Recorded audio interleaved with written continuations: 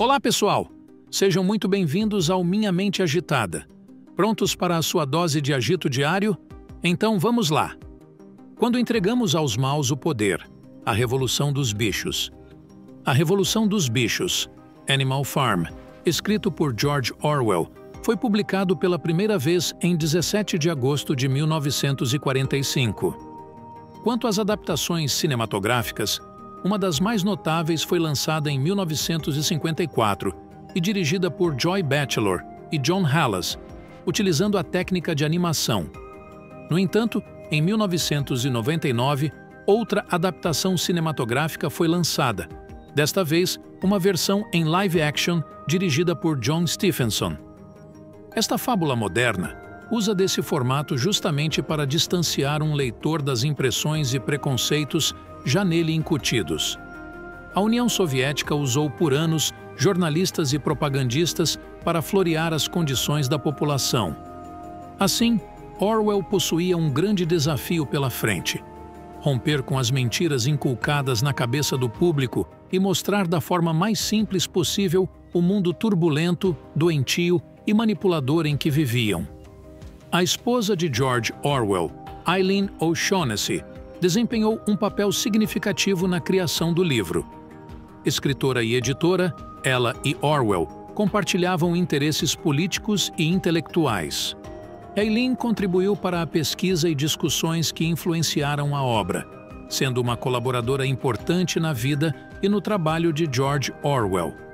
Ela que sugeriu uma fábula para falar justamente das mentiras perpetradas pelos regimes totalitários tão na moda na época. Stalin era muito amado na Inglaterra, berço das discussões sobre o trabalhismo e os sindicatos, e onde Marx mais intensificou seus discursos, já que lá era o local onde nasceu a indústria moderna. Escritores, artistas e jornalistas vendiam uma fábula moderna livre do capitalismo e da opressão da burguesia, lutando bravamente contra o nazismo. Só esqueceram o fato de que muito que o nazismo possuía de perverso em suas técnicas o cooptou da União Soviética stalinista. Propaganda, um discurso nós ou eles, a demonização de um grupo específico que receberá a culpa pelos seus fracassos, uma identidade coletiva, uma polícia que coibia qualquer opinião adversa e, sobretudo, censura muita censura. Eis a fórmula do sucesso que os movimentos fascistas se apoderaram e, em suma, passaram a aplicar como uma cartilha de objetivos. Denunciar as consequências de se entregar o poder a tais tiranos, eis a sua tarefa, os quais, como nos nossos dias, encaram as opiniões adversas e as liberdades individuais como empecilhos da realização do grande plano do ditador que nos levará à glória. Uma glória que é procrastinada para um futuro distante, o qual nunca chegará. A Revolução dos Bichos é uma obra de George Orwell, que satiriza a Revolução Russa de 1917 e expressa críticas a governos autoritários. Segundo o autor, o livro aborda os eventos posteriores à Revolução Russa de 1917 e a época stalinista na União Soviética. A narrativa se desenrola na Granja do Sol, onde os animais se insurgem contra a dominação dos humanos, liderados por um porco chamado Major. Respeitado entre os animais devido à sua experiência de 12 anos, foi o pioneiro em tentar unir o grupo em uma sociedade autônoma e igualitária. Inspirado em Karl Marx, um visionário que mobilizou as massas e morreu sem testemunhar os desdobramentos da revolução que tentava instituir. O porco aspirava a enriquecer e libertar os animais da fazenda, enxergando todos os homens como adversários e considerando todos os animais como colegas e iguais. O ancião deu início a um movimento na propriedade para reunir os animais e instigar uma revolta, mas faleceu 3 dias depois. Depois de partilhar sua visão de um mundo onde os animais não são mais dominados pelos humanos, o porco Bola de Neve, em outra alusão a Trotsky, une-se à revolta. Os animais passaram a ser denominados camaradas, e todas as escolhas coletivas eram votadas em uma assembleia. Em uma das primeiras reuniões, debateram se os ratos eram amigos dos animais. Também votaram sobre a idade de aposentadoria para cada classe de animal e decidiram fornecer aulas de alfabetização para todos. Durante encontros confidenciais, tramaram uma revolta. Um dia, o Sr. Jones, após ficar bêbado, esqueceu de alimentar os animais. Isso provocou uma revolução, expulsando os humanos da propriedade. As transformações foram rápidas. A residência do Sr. Jones converteu-se em um museu, e a Fazenda do Solar foi rebatizada como Fazenda dos Bichos. Sr. Jones era o chefe da propriedade.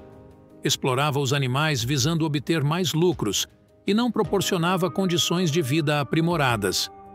Acredita-se que tenha sido inspirado em Nicolau II, o derradeiro czar da Rússia, que, à semelhança de Jones, era alcoólatra e não era bem aceito pelo povo. Depois da revolta, a situação na propriedade estava boa, mas Mimosa e o felino fugiam das tarefas, surgindo apenas nas refeições. Os porcos, comandados por Bola de Neve, Garganta e Napoleão, supervisionavam as atividades, argumentando entendimento e liderança por causa da Revolução. Os porcos recebiam leite e maçãs como regalia, enquanto os demais animais tinham menos alimento e mais tarefas. Retire-se da cena o homem e a causa principal da fome e da sobrecarga de trabalho desaparecerá para sempre.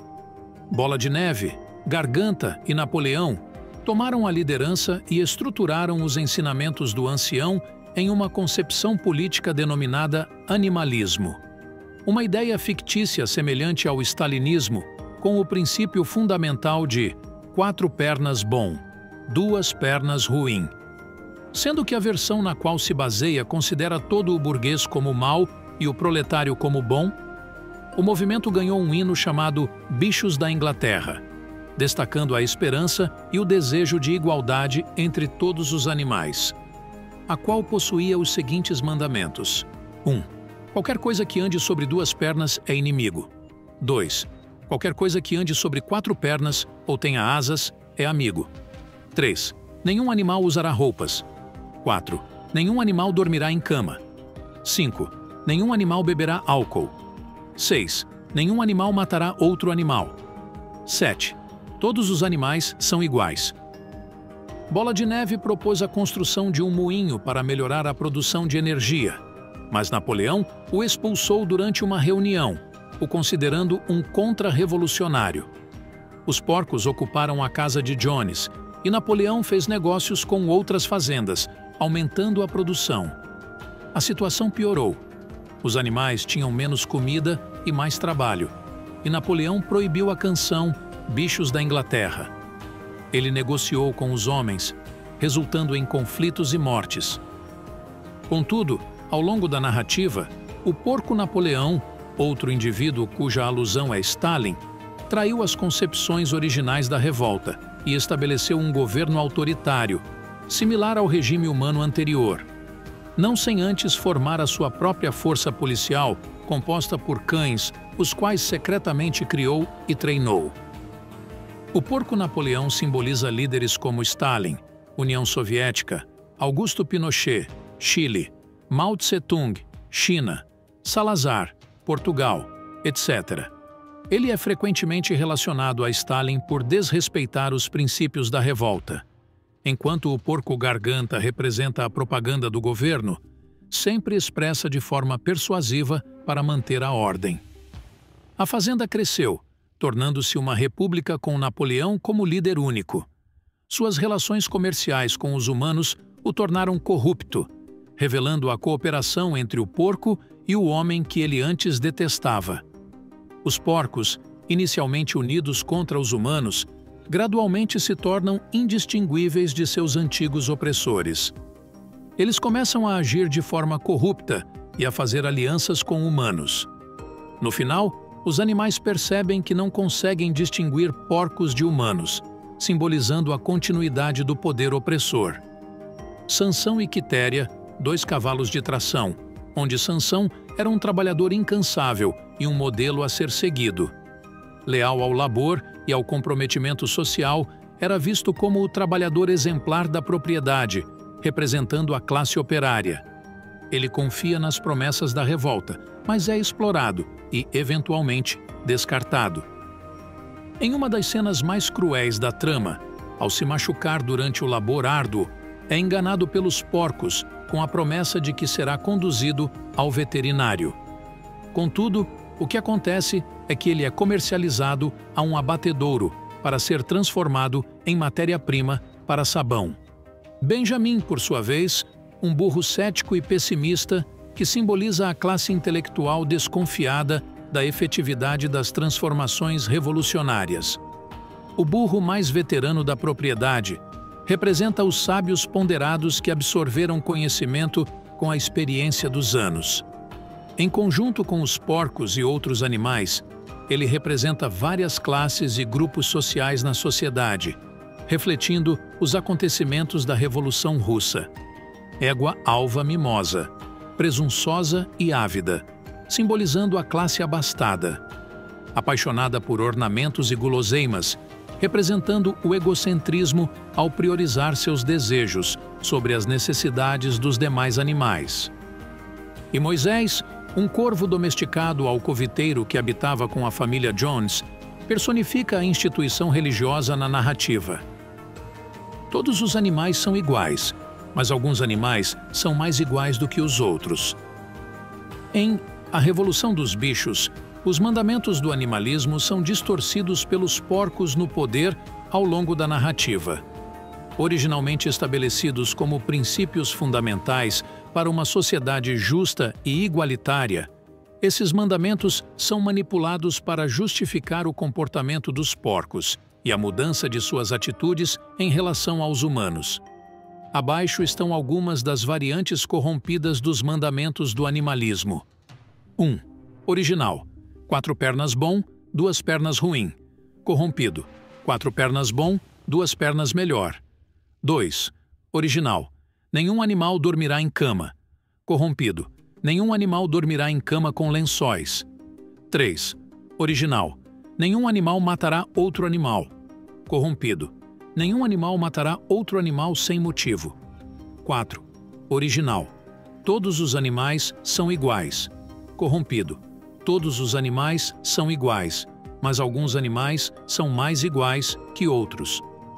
Essas mudanças refletem a traição dos princípios originais do animalismo pelos porcos no poder, evidenciando como o autoritarismo e a corrupção podem distorcer ideais inicialmente nobres.